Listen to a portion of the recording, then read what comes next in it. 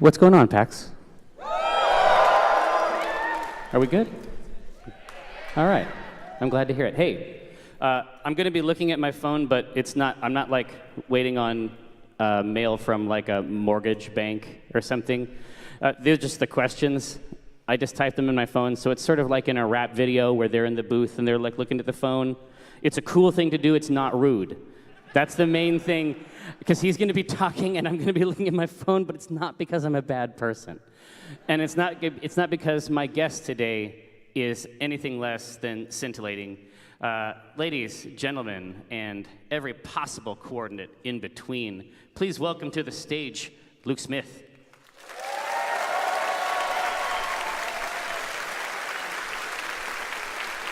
That's Luke Smith.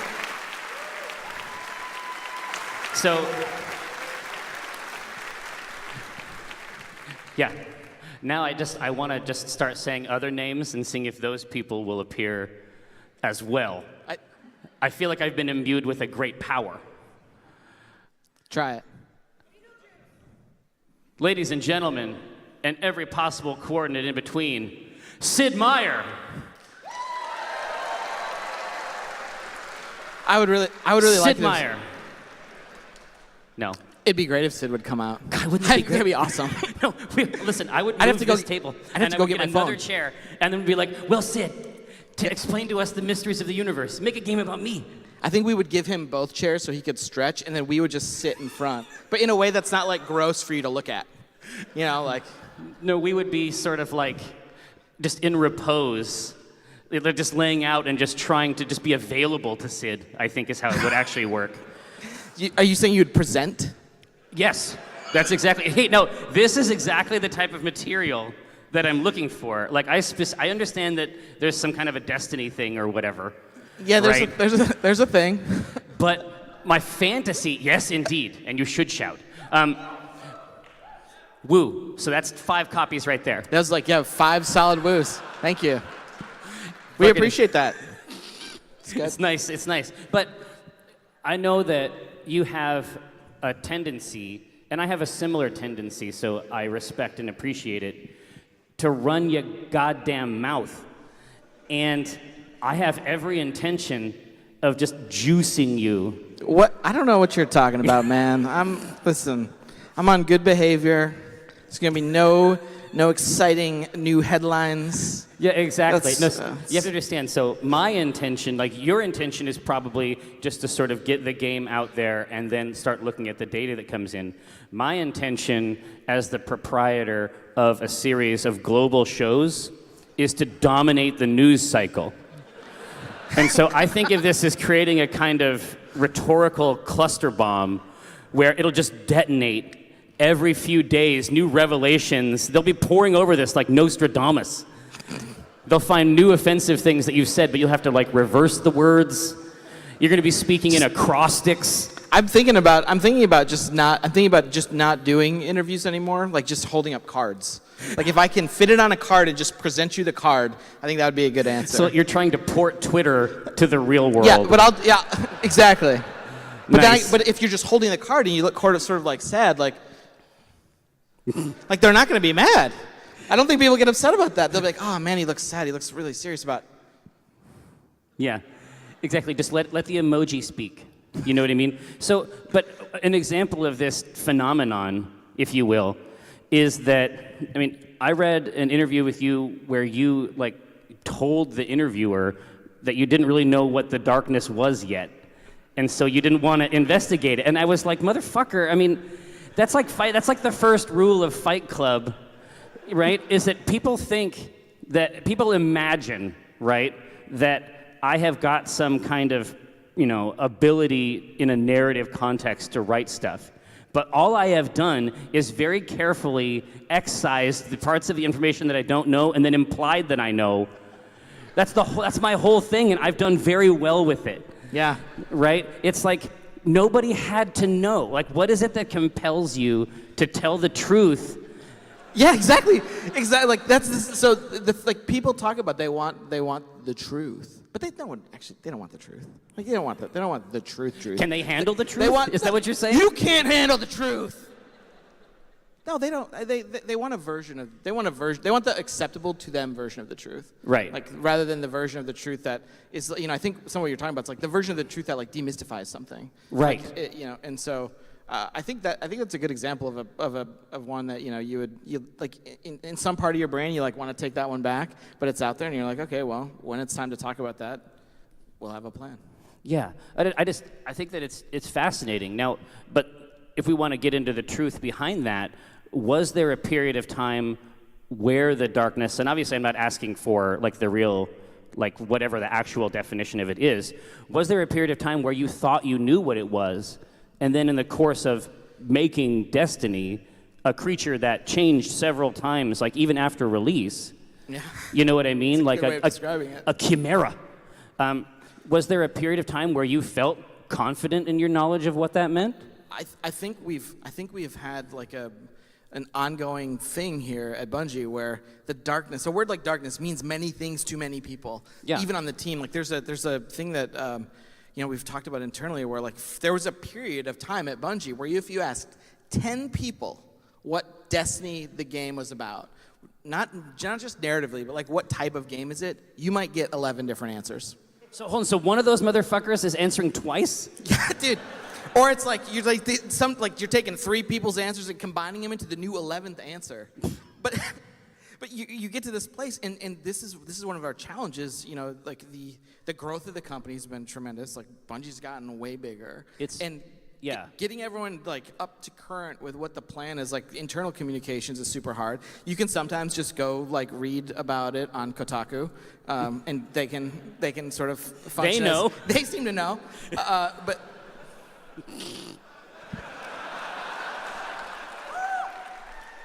There were more Kotaku woos than Destiny 2 woos. Yeah. So that book is going to do great. Yeah. It's going to be hot material. Yeah, because, I mean, for me, that's the curiosity. Also, as someone who has done writing, obviously, I just want to put my hat in the ring. I can come up with a good idea about what it is. Like, for real, like, it wouldn't take me super long. Like... We're good. We got one. All right, I got to make sure. You could come by and check it out, give some feedback. You can set up a thing, get you an NDA, come hang. Listen, I have been to the Bungie office before, and it is so big, and you can like look down from this upper tier down, and I can see them like dragging people out of cubicles and like eating each other. Like it's like some kind of game reserve on the development floor. And I'm terrified. Like I don't want to. They're like, hey, you can go down into the pit, and it's like, well, I typically have avoided pits. It's on the main floor of the. We're like in 2 buildings now. Oh yeah. And so we sort of have like the building that we call Galleria, which is like the building that you've probably seen in tour videos, and the building you're talking about with the pit. It used to be a movie theater. Or something Yeah, like that? It's like a converted movie theater, and then we have another building which is adjacent to it, sort of Site B, if you're a Jurassic Park fan, and it's the one with the windows. So it's the building where when you go over there, you get to see things like sky and light, and you're like, oh shit, there are mountains nearby. It's pretty cool. Well, no, I don't see those very often. But I mean, the reality is that if you look around on the walls, you can see primitive markings. You can see the beginnings of some kind of religion being formed. There's a lot of iconography in the game, and some of it is meaningful, I think, to employees. You have at least 3 warring cults in the pit. That's all I'm going to say. And it's it's something you're going to have to manage. It's something you're going to have to manage eventually. Just, I don't know, consider it. There might be some sort of cosplay weaponry you can get on the show floor, brandish that, see if that tamps it down a little bit. We're gonna start branding people when they start, like make them pledge and then just burn it into. We haven't decided the location yet. No one knows if it's true. There's still a woo for that. Well, someone's into branding, like cattle branding. But you don't. Not like a nice T-shirt. But in Bungie culture, you don't thermally image people with these sigils, but you do have distinctions based on how long you've been at Bungie, right? Yeah, we have like a but the distinctions only really come to light during the annual war, the pentathlon. The internal conflict. No, hold on. So we've been fucking around before, but I want to make sure you understand. The pentathlon is a real event, and it is the only time where these tribes sort of separate and compete. But what are the names of the tribes? So there are, so there used to only be 4. Newbies. You have a fifth? There's like additional tribes. We're big. We've grown. We had to add a new tribe. So there's the newbies. Okay, that makes sense. Yeah, totally. And, really creative. There's middle school. Okay. Yeah, like the 8th graders of Bungie. That was a good time for everyone, right? Middle school. It's fun. You guys were cool then, right? You're pretty awesome. There's the old school, that's like where you start to old school. Like that was pretty cool in 2002. Like felt good. Then there's Grizzled Ancients, which is the goal. That's where you want to be. You're like that's that's an old Bungie term. And then the new one that we've created is something called Disembodied Souls. And once you're a disembodied soul, so they have a disadvantage in any of the physical games. yeah.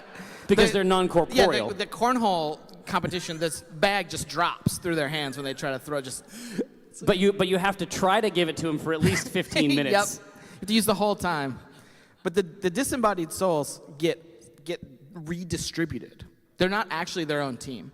Because really? Yeah, so there's this thing where if you just join the company, and I remember back in my first pentathlon in 2007, back when I started, like we always, we didn't have disembodied souls. So it just was like you competing against, Jason Jones and like all the people who've been there from the start of the company as the Grizzled Ancients, and then you're just destroying them in Halo 1 because they're old and you're still young and fresh.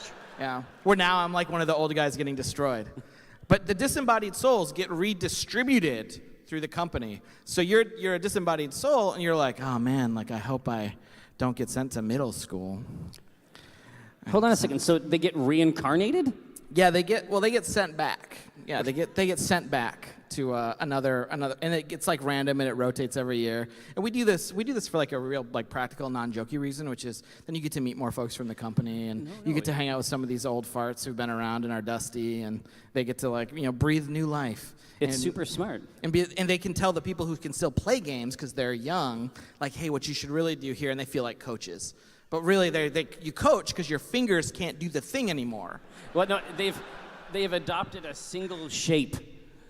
You know what I mean? The hands are now just like a kind of geometry that gets slapped against the controller. Well, for a bunch of us, the hands just like get to a position like this, which is what your hand looks like when it just holds a coffee cup. Like that's like I just have like a claw of coffee. And you can recognize one another in the hall. It's like you just tip cups. Going to a meeting. But in that vein, just of continually just saying true things, and then the world reforms itself around that new narrative. I mean, you were working over at. I mean, am I correct about this? This is at 1UP, right? I worked at 1UP for about a year. Yeah. 1UP, right? Yeah, that's like that site's those woos. That site's coming back. Yeah, it's huge. It's huge. It could have been another 1UP employee, as far as we know. It's like, yes, I remember. Thanks, Patrick. Yeah, exactly. But I mean, if I recall correctly, because I remember reading this article at the time and being like, I'm not 100% sure I've seen this phenomenon occur, and it seemed important to me. So you had written, functionally speaking, a piece of criticism about, I think it was Halo 2. Yeah, it was an article called Broken Halo. Yeah, right? Broken Real Halo. charmer. Yeah. But Broken Halo, bringing in those literary references. Very tasteful. Yeah. It's the hallmark of your career. So, what I wasn't even trying to, okay. I wasn't trying to. We're going to need more water. For sure. To moisten my interlocutor. So it's like this. You broke it down I mean, this was like a fucking autopsy. Like, you broke it down in a way, like, it's one thing, like, if I go onto my site, let me just compare. I will come on, and I will make some oblique references, like, to maybe, like, the Oedipus complex. And then I might include a typo or two just to kind of keep it spicy. And then I'll have some kind of a smug send-off at the end. Like, that's my praxis for game criticism. And you can't argue with the results. But, you know, I inspired a generation, apparently. And so, but what happened with you is you actually went, like, gun by gun. I mean, I remember this, right? Like, you broke down individual weapons and the problems with interacting with each of them and how they felt and what they meant in a systemic way. Like, this was a piece of game criticism that had, like, technical rigor in a really, really novel way. I think you're being way too kind. It might have had a bunch of those elements, but it really was like I was mad. Yeah. Like I was mad. Like I was more in my entire life, I have never been more excited for anything than I was for Halo 2. Like Halo 2 was the thing that I was looking forward to more than any piece of entertainment that I've experienced, you know, in the 10 million years I feel like I've been alive. Like I was just excited for it. And when it came out, and for me as a player, and it didn't meet my expectations, like this was like, you didn't have a Twitter or anything back in 2004. Like you had to work for 1UP. Yeah, well, no, I wasn't even working for 1UP when I wrote that. I was a stringer. I was a freelance writer. Oh, geez. I was freelancing for Xbox Nation, and I was working at a alt weekly in Detroit. Like alt weekly, like Seattle Weekly, like, but the alt weekly I worked at was called Real Detroit Weekly, and it still has like the just dirty pages in the back, and you're trying to like make the pages up front be awesome, but you're like, you know that people are just getting the magazine and they're like, you know, using it for toilet paper and then getting to the back page. And that was my job. And you're not writing about video games in that job. Like, you don't. I was like, oh, I'll have a game review section, and we did, which was cool. But then then Halo 2 came out, and there were just like, it was not only the weapons, but there was stuff about the networking. And I think if I went back and read the thing about, like, anything I wrote about the networking, it would just be like just shameful and embarrassing, because it was like totally misinformed. I think the frustration, and I think this is kind of what happens with writing online in general. Like, the frustration is real because it's a function of, it's like an outgrowth of passion. But understanding what exactly was wrong isn't always that's where the critiques can miss. I think with Halo 2 there was stuff that, you know, I was right about, and there was stuff that I was wrong about. But the first day that I started at the office, Jamie Griesemer, who now he's a Sandbox guy. He's awesome, super talented game designer. He said, "You're that friggin' asshole who wrote the Broken Halo piece." And I was like, "Yeah." He's like, "And we hired you?" And I was like. And he's like, it's a good article, like it's a good piece. But like, you know, and I was blown away that anyone had read that, because like, you know, I don't like anything I've written or worked on, I don't think about. Writing for the internet is really, really weird. Yeah, I don't think about people actually consuming it that much, like. No. Because I think if you did, you can't see it. I think if you did, you just you'd go insane. Like I'm kind of glad, like sneakily, I'm kind of glad there are only 5 woos for Destiny 2, because I'm like, oh cool, 5 people are gonna get it. That's awesome. That's great. Literally, it's that doesn't make me nervous. I think you're gonna be okay, man. Listen, so, but it's like, imagine that you're like behind the counter at Subway, and there are no visible customers. And then you make a sandwich that you think would be good, but you don't eat it. You throw it out the open door.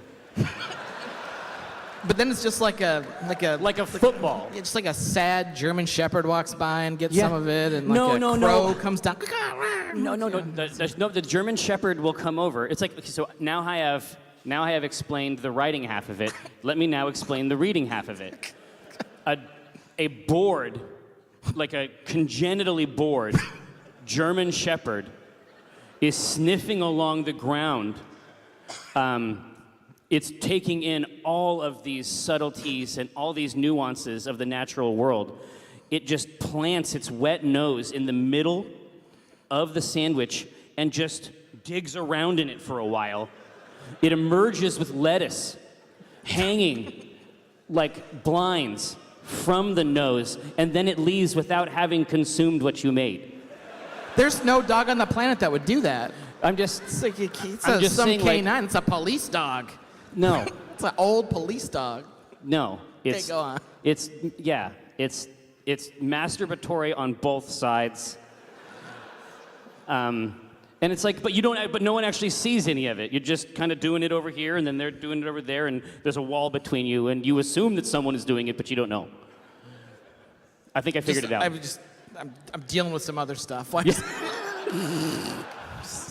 Here, so this is, but anyway, the practical result of that article is that you ended up actually getting hired at Bungie. Was it a result of the article in some way? No, because the time like 3 years passed. Like basically in 2004, I wrote. It was 2004 or 5, early 2005 maybe when I wrote Right. the piece, and then I started at Kotaku, and I started there in like 2005 I think, and I worked there for a handful of months. It was probably longer than, just less than a year. And then I went to 1UP. And when I went to 1UP, the Broken Halo piece was one of the pieces that I like cited in my like, I want to be your news editor thing. And that's where I started at 1UP. But I never, ever wanted to do reviews. I was just not interested in the reviews. I was much more interested in writing about games from the perspective of like news, and writing it from about the perspective of like industry. Yeah, industry stuff. Like you get these press releases, and you're like, I'm not just gonna like copy paste and put this out. Like I want to figure out why you're not gonna do this. And that was something I was like super passionate about in the way that I was not passionate at all about writing reviews. Yeah, but it's like divination. Like when you get a press release, like every time I'm given a press release with a quote, like a boilerplate quote in it, I have to change it every time. Like that's what I do. And I just want there to be some kind of oasis inside the press release where a conscious thinking person can rest. Because it's like trying to understand what a press release says is like divination. You mean trying to pull those apart must have been entertaining, like in a mystic sense. Yeah, it was interesting because they're like crafted very specifically to do like very specific things and to paint a picture, and then the picture sometimes is true, but the picture sometimes is not what you think, and the not what you think part was the part that I was more interested in. Yeah. Trying to find like the negative space. Like what is the one number they are not saying here? Yeah, why when and this was in this other life. Yeah. Why would you use these words, company, to say how many units you've sold or shipped or whatever? Like why are you shipped distinction sold, shipped, revenue, like that was all stuff that like in like 2005 and 2006 was like I just see the eyes glassing over like, tell us about the raid, shut up. Well, no, you will be harangued about this raid, don't worry. But that was the type of stuff that I was like genuinely interested in, because at that time I didn't see a lot of coverage in that way, and I felt like it was a way that 1UP could be a little bit different. And then the first day I got to the office there, when I was late on even arriving because I had this like horrible car accident in Nebraska in a snowstorm. Uphill both ways. Yeah. Oh yeah, literally.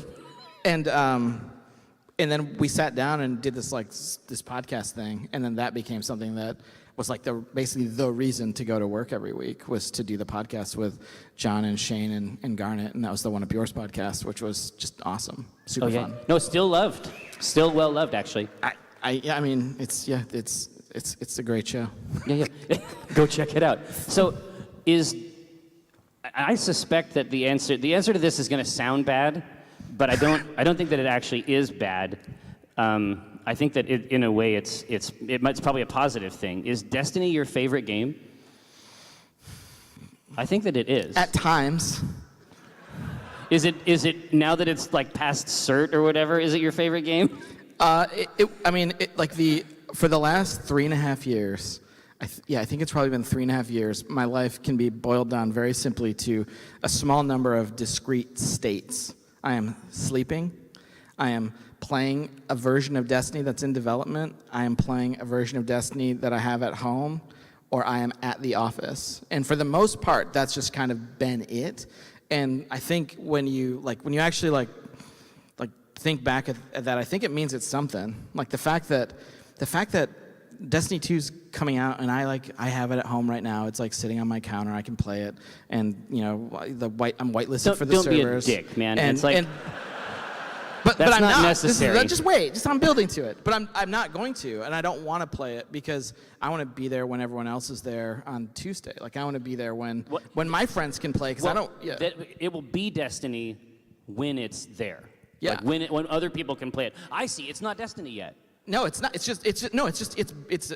a disc with bits that I'm familiar with and the team is familiar with, but it's not Destiny till everyone else shows up. Like, how cool! I'm throwing this sweet party. Like, when does the party start? Like, when you're like, oh, look I got the cheesy popcorn and the right beer. It's just you. Me. Like, this is great. It's just you and a bunch of dips. Yeah, exactly.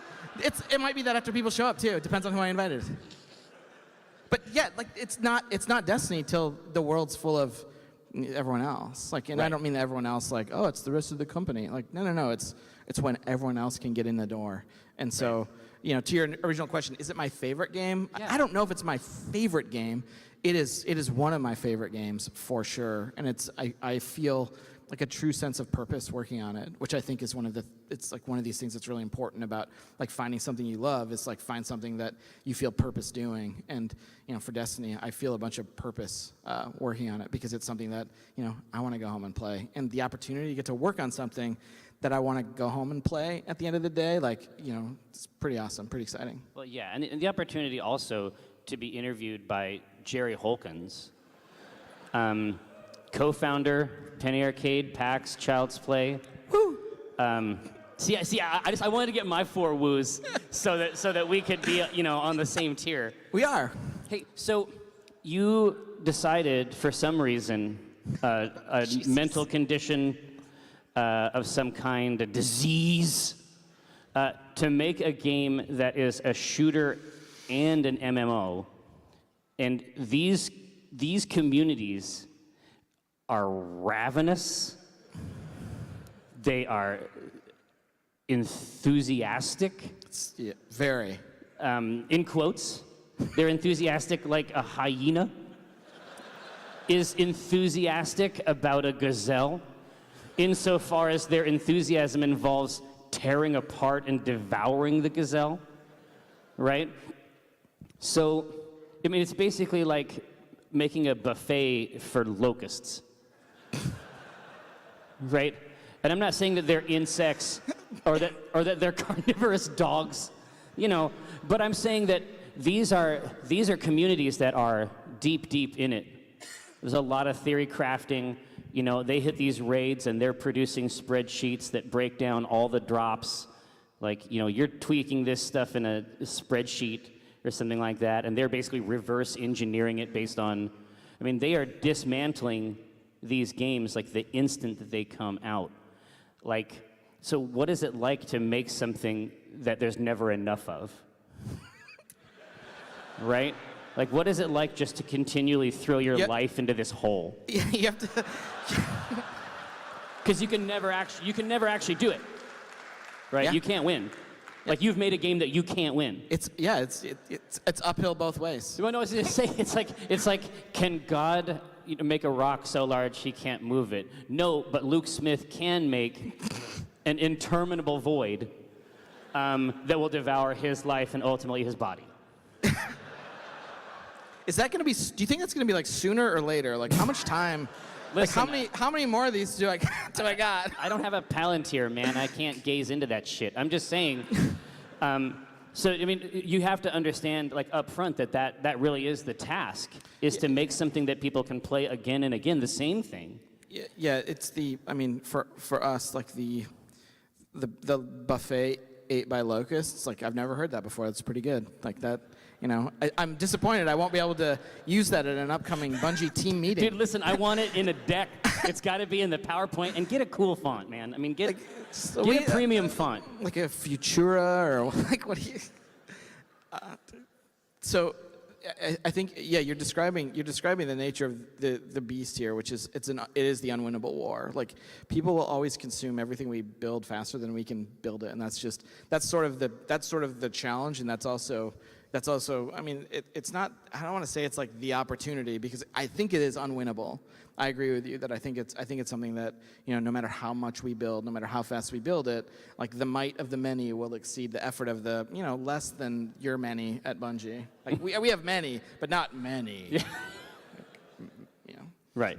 So you have to, I mean, in terms of like how it doesn't turn myself or the team into like empty, destroyed husks, you have to sort of steel yourself against that frustration. You have to know that it's an inevitability, and you also have to keep in mind that, like the thing I talked about earlier, like, you know, frustration is an outgrowth of passion.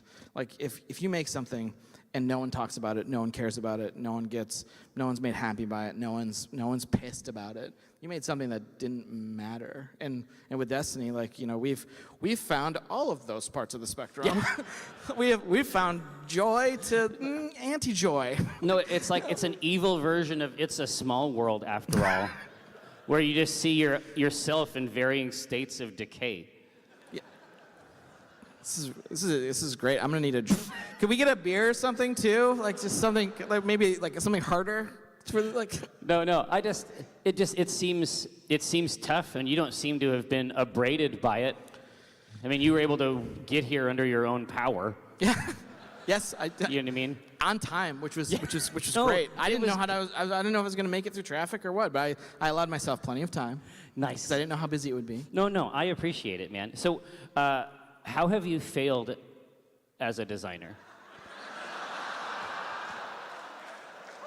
Do you want like what do you like? Give me more. You can ask me a question too, if you want. But don't. Because I'll answer it and get in trouble. So how? Yeah, I think how. Yeah, have I mean, failed? because I know that it's like, because sometimes people will write in, or they might slide into my DMs. Yeah. Which is I've heard is a thing. And they will tell me how I have failed according to some aesthetic mechanism that they have designed and assessed my stuff through. But I know what I was trying to do, and I actually know when I haven't done it. Yep. But we're finite creatures, and we don't always have the opportunity to succeed in the way that we would desire. Yeah. So I'm asking you, as one person who makes things, like to another person who makes things, in a context where I'm in a position to understand what you mean. What has not landed? Tell me something that hasn't landed, and then if you want to, you can tell me how you fixed it. Or didn't fix it. Well, no, like I said, finite creatures. So I think there's like a broad way that designers and certainly myself can fail, which is to forget who it's for. Like I think at different points along the way, like the. Oh, so basically thinking of it as a purely abstract system of inputs and outputs. Yeah, like and you forget the user at the end of it. You forget about the player, and you know you can see this at times when you know we've made something that's too difficult or something. You know, I'm trying to give you like a really specific example. So here's a super specific example. In the jumping puzzle in Oryx. No, that's a triumph of will. And the team did an awesome job. Dude, you jump on a platform and then a piston fucking shoots you into space. It's a piston, or as it's been affectionately referred to internally, a dick wall. Luke Smith, high people play these games, and you need to think about them. Oh, we do. We do. I know. Because I hear them. Do you remember Double Dragon for the arcade or Nintendo? Motherfucker, come on. Okay. Dude, more people buy that game. Double Dragon's gonna be huge.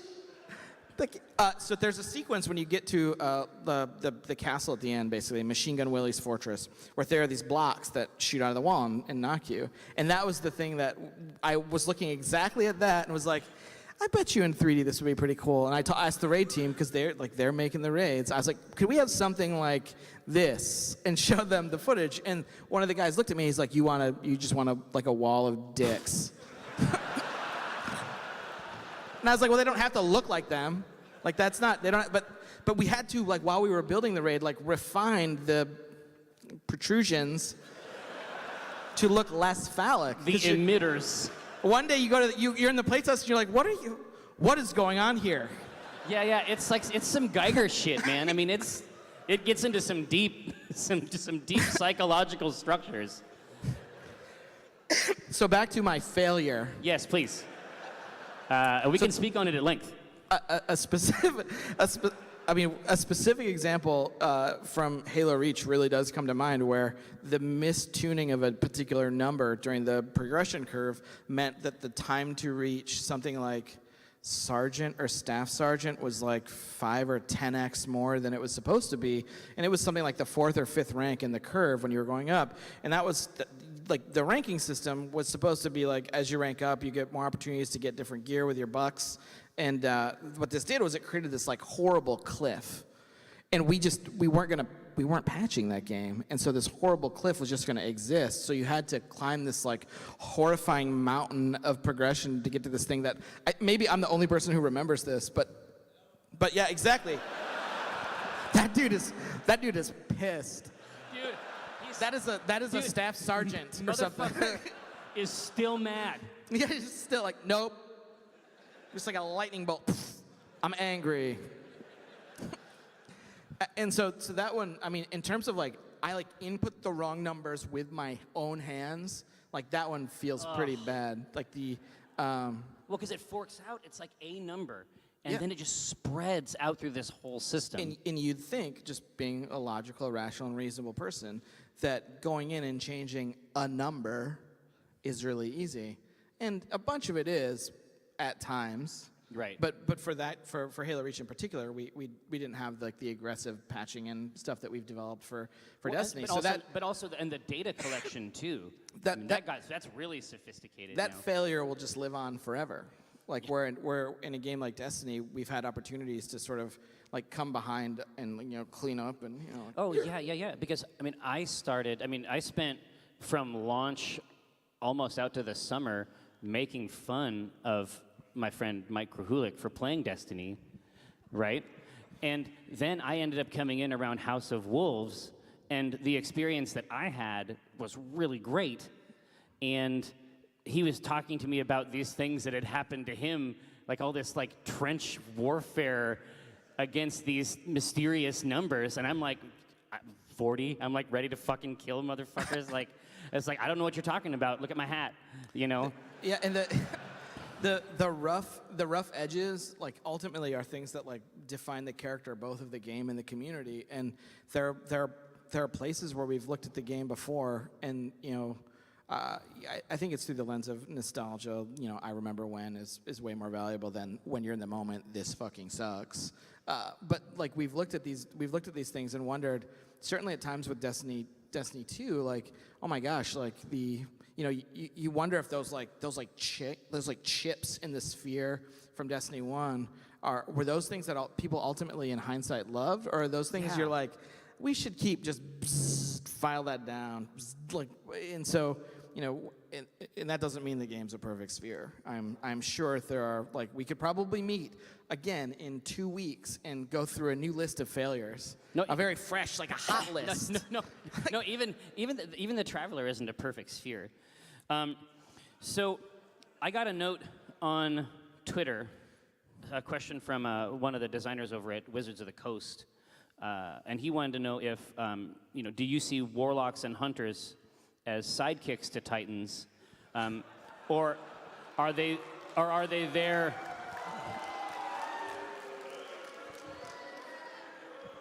We might not get out of here alive.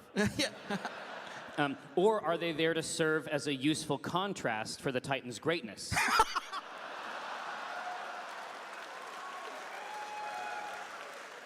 And so obviously I play a warlock, and so I would ask the same question, but just with the warlock like in the cool place. I don't even know how to answer that. I'm not even sure.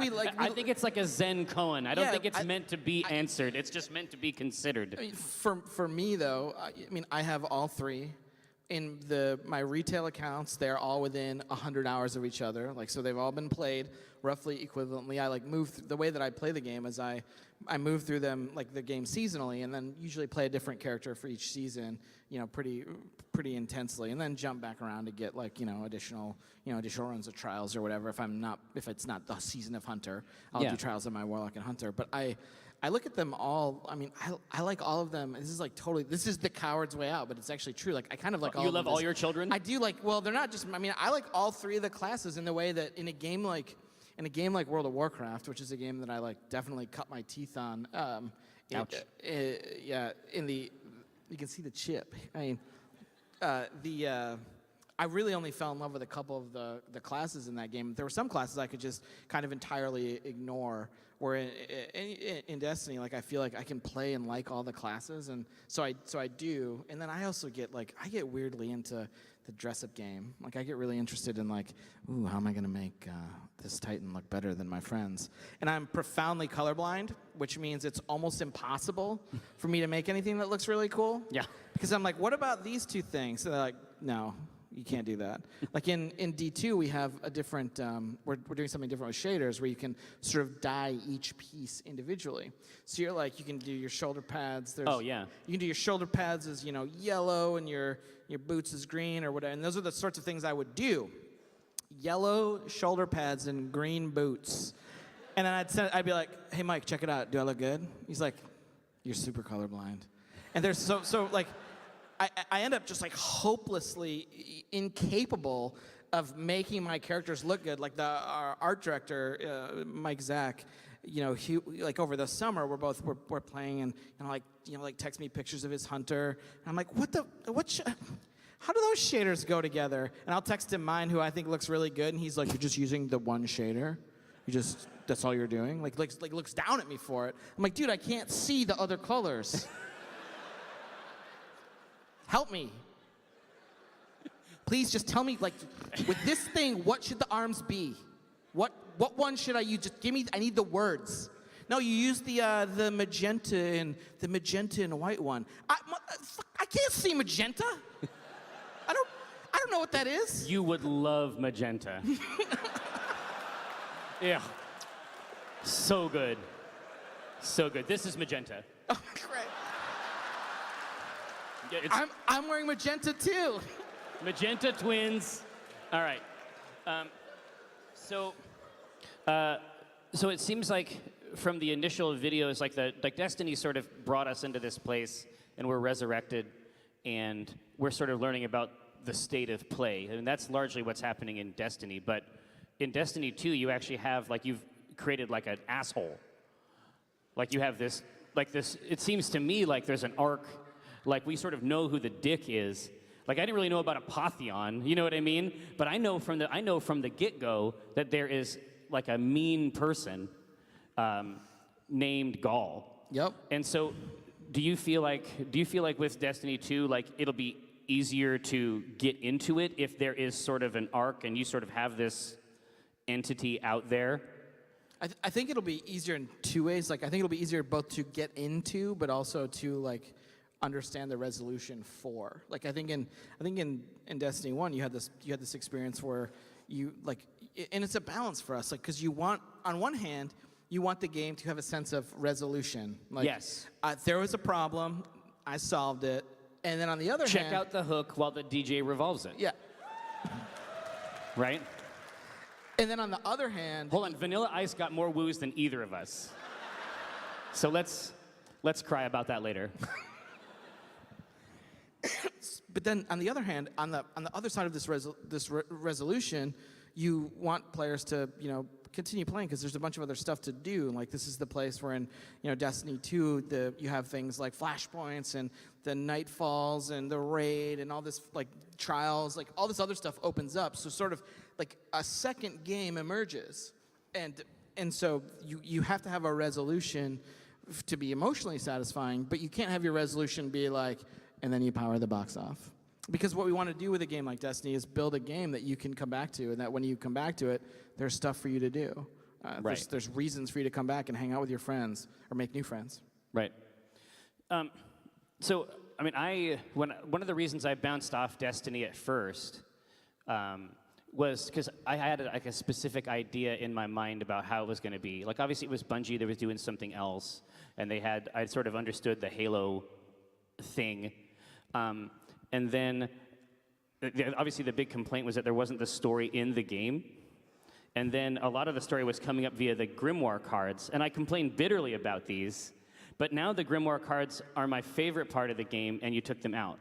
So I just want to make sure you know that you're a fuck up, and you can't actually win. You can't make me happy.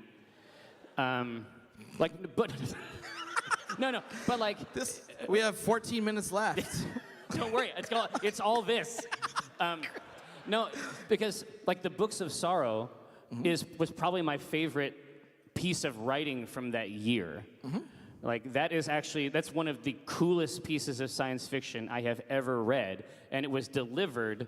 Functionally speaking, I went to the wiki and was able to absorb it based on the work that everyone else had put in.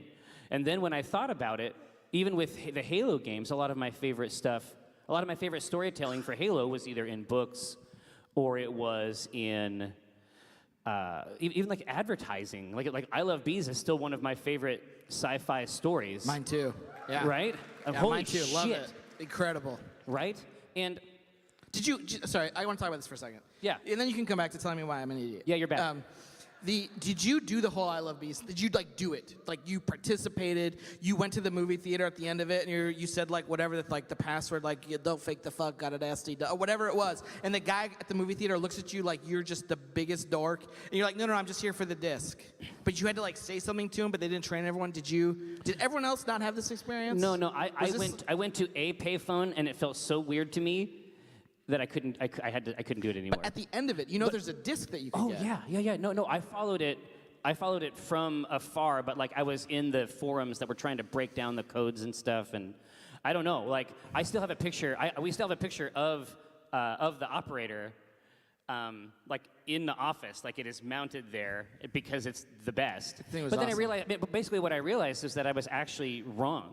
That there was a lot of effective storytelling in the Grimoire cards. So if you're a lore nerd like me, and also somebody who tries to create things too, different mediums are just more effective at different types of communication. Yep. So if there isn't a Grimoire card, how does that nerd, now I'm in, now I'm invested, but where does that lore nerd get hooked up with this shit now? Well, we wanted to try something different and actually take a bunch of the content and the time that we would spend on the Grimoire out of the game and do all of that work and put it in the game. So the way that it works in Destiny 2 is... Now you got some woos. There's the same 5 people who are buying it. So, thank you. So now the way that it works, let's look at, for instance, an exotic, and we'll talk about Cold Heart. Yeah. So when you get Cold Heart, which is the exotic you get for buying the game in the first week or whatever the details are, it's a sweet gun. On the weapon tab itself, when you're on the details screen, you can press the L2 button, and it'll slide out basically a story that is on the weapon.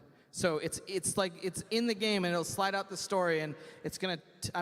Here's the thing: I'm not gonna and I worked super closely with the writers and the narrative team on this stuff, and so every single exotic in the game has a lore tab. Every single weapon, every single piece of armor in the raid and trials has lore associated with it. And so this was something that...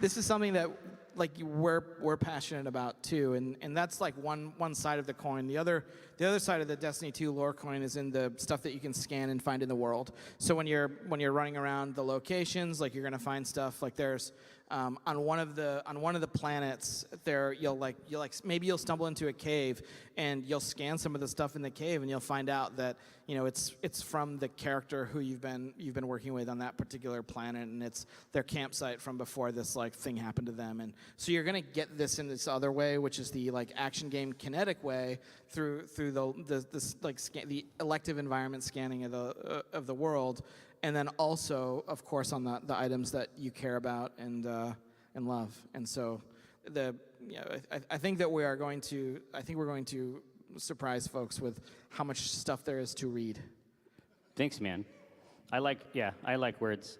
Hey, so Guardians are, I don't think it's a spoiler to say that Guardians are servants. They're light-imbued servants of the Traveler. They are martial paragons. Like, they're at peak efficiency and performance. I mean, some of them. I don't know who you play with. And everyone I play with is at peak efficiency. No, I will be honest with you. In Vault, there's a jumping puzzle, and I had to stand on the side after the puzzle and just watch Mike fall into the hole laughing. I mean, it had to be 15 minutes. Like, I went and got something to eat. You know what I mean? But sure, in theory, some peak efficiency. It seems like a person who is executing at that level would be able to remember the dances I bought from Destiny 1. The collision of fiction and game mechanics. Yeah. It seems like they'd be able to remember a couple of them. Like, I don't know how that gets fictionally written away. Well, here, I have a theory. Okay. So it's been established in the initial content drop for Destiny 2 that Gaul has stolen the light in a way. They have sort of drawn it out. Now, does that mean that Gaul knows the dances? And can Gaul perform the dances that he stole from us? So I think you said something somewhere where you're like interested in a job, right? Yeah. I'm just telling you, this is the kind of incredible fucking material I can drop on a daily basis. Put me in, coach. So, tell me absolutely everything, up to and including loot drops and percentage chances about the first raid. Okay. Do you just want to just roll the clip of the playthrough, just the complete end-to-end playthrough that I brought? That would be. Show that. Don't do that, because they will eat part of us and leave the rest of us on the street. Like suddenly, like the seatbelts appear and lock everyone in, and then the video just rolls. Revenge.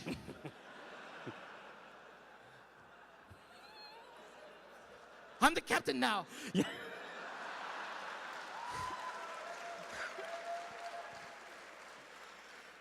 So let's talk a little bit about the raid. Yeah. A little bit.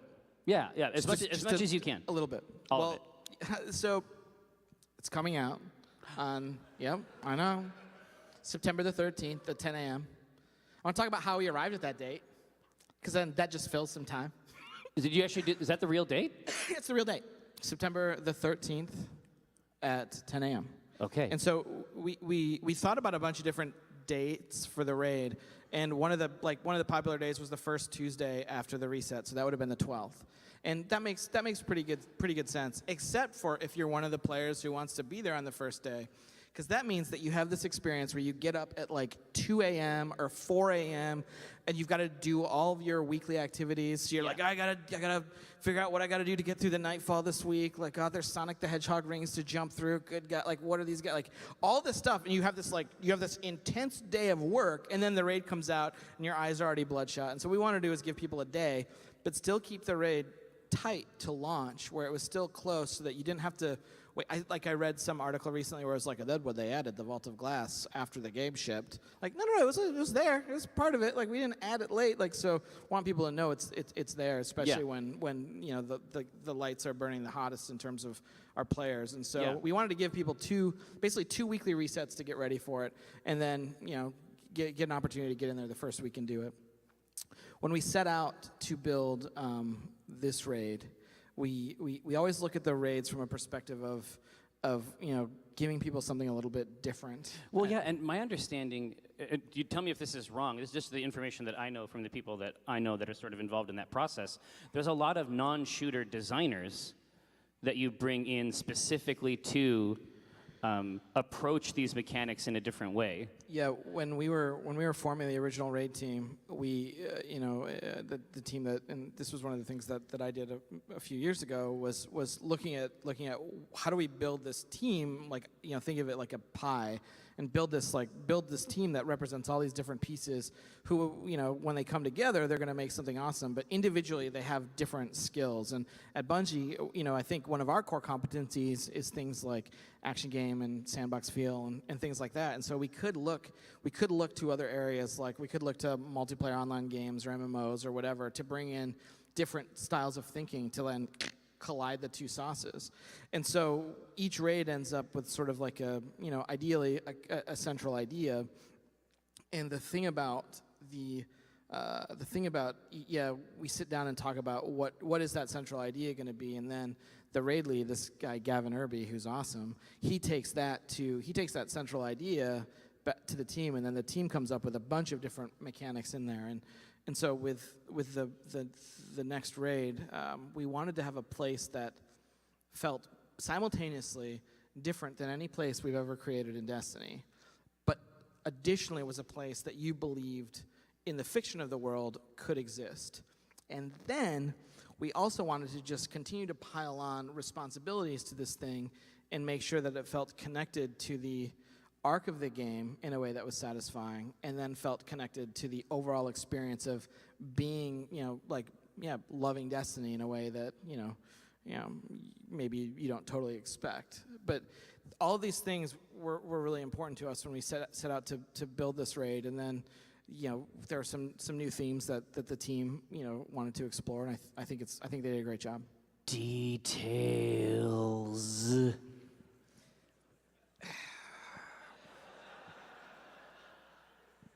So, details.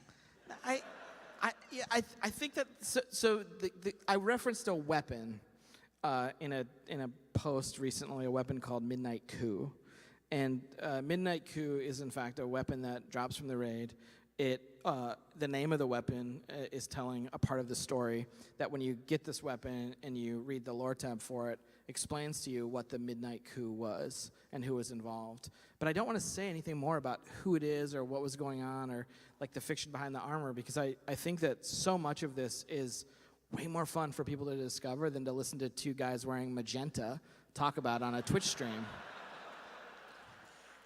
Well, that's fair. So Destiny 2 coming out 2018? January? I don't know. No. Destiny 2 is coming out on, I think it's like September 6th next week. Oh shit, that's yeah, really close. soon. Do you have some time off booked? Wow. Do you think you can get some time off? Fuck yeah, I guess it's actually really close. Okay, that's cool. And then also, just to, while we're here at PAX, we have the Destiny 2 experience at the Paramount Theater, which, there's panels starting there at 12 o'clock today, shortly after here. If, for the 5 people who wooed, you can probably go. Absolutely. Everyone else is going to stay to hang out with you guys. But we have a whole thing going on over there. You can go check out the game. A bunch of the teams there working, and one of the things that's true. One of the things that the team at Bungie loves, and I see it whenever we go to E3 and I talk to the folks from the team who are working, is they love interacting with our community, and like the passion that you guys as players show them means so much to all of us at the company. And so thank you so much for showing that. And if you go over there and say hi to the folks working and tell them what they need to do to make the game better, or go for it. Absolutely. They'd love to hear it. PAX West 2017. Will you please thank Luke Smith for coming out?